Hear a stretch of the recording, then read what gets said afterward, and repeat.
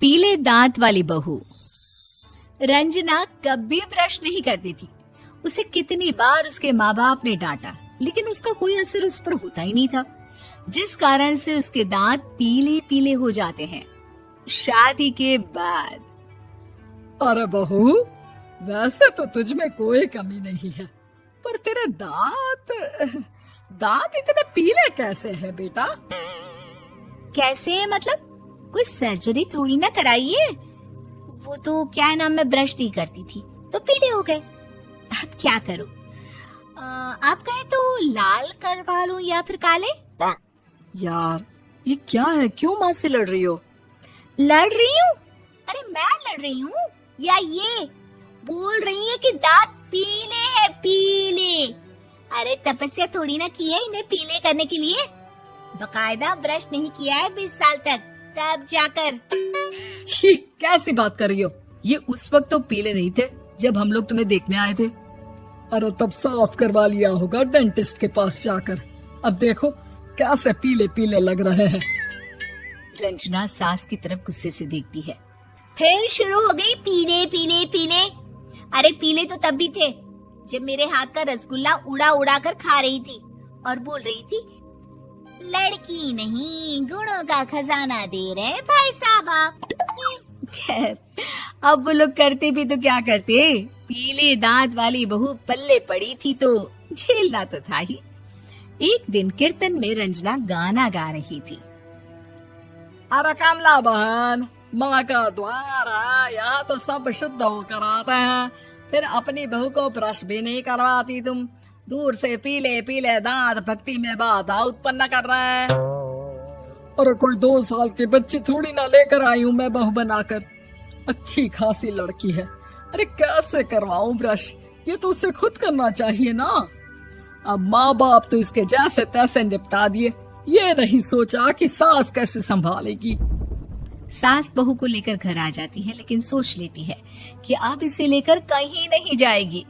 अगले रोज बहू कहती है, अरे क्या हो गया, मंदिर नहीं जाना क्या? कीर्तन का वक्त हो रहा है। मेरी मधुर वाणी से कान्हा जी जागते हैं और सोते हैं। आप तो जानती है ना उनकी भक्ति में कितना मन लगता है मेरा। वो क्या है ना, तबीयत ठीक नहीं लग रही है मेरी, आराम करूंगी मैं।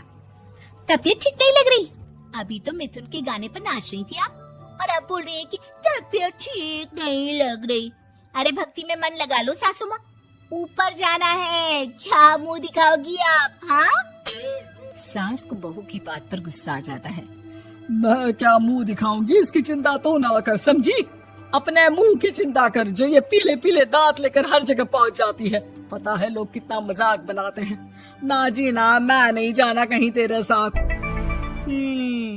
तो ये बात है, कोई ना, मत जाओ, मैं अपने कमरे में ही बैठकर भक्ति कर लूंगी। ऊपर वाला दांत थोड़ी ना देखता है, मन देखता है, भावना देखता है। और अरे बस बस, तू सब कुछ दिखा, बस ये सफेद चमकदार दांत ना दिखाना किसी को, है? जा यहाँ से। बहू को सास की बात का कोई फर्क नहीं पड़ता, वो तो जैसी थी वैसी ही रह जाती है। सुबह नहाकर किचन में खाना बनाना, फिर खाना खाना, कीर्तन भजन करना और सो जाना। एक दिन, माँ जी मैं सहेली के घर जा रही हूँ, शाम को लेट आऊंगी। हाँ हाँ तो जाना, मैंने कौन सा तेरी आरती करनी है घर पर बैठकर।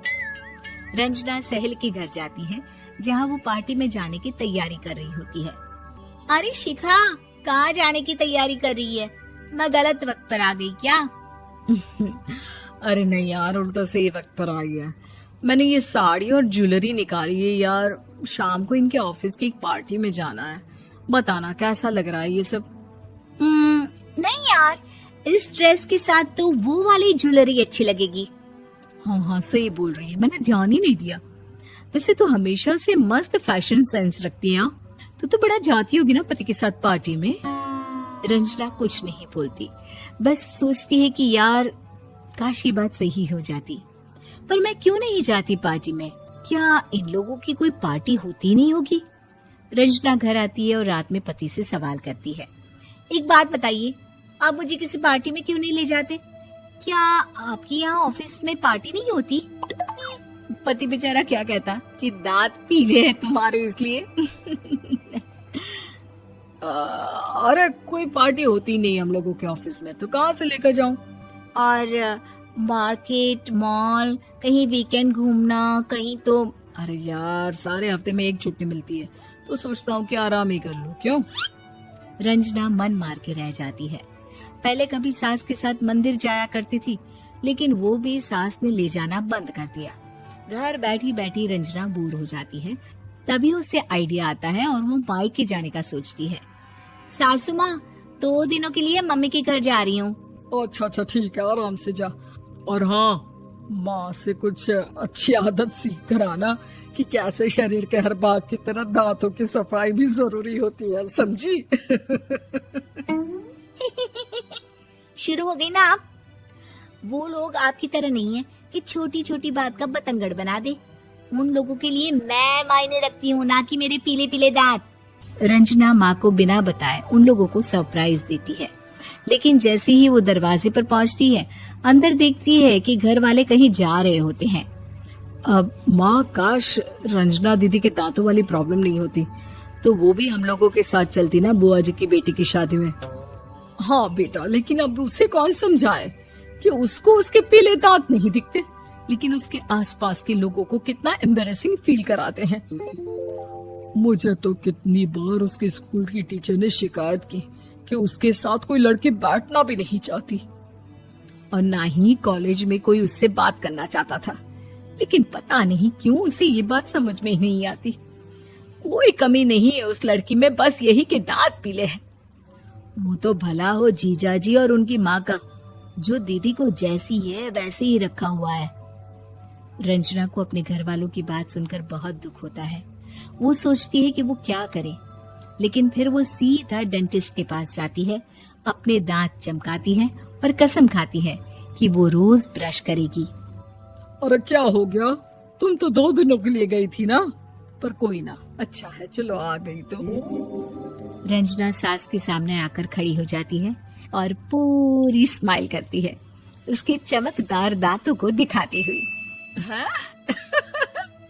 चले मंदिर।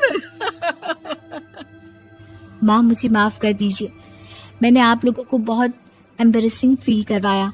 मैं आज से रोज ब्रश करूंगी।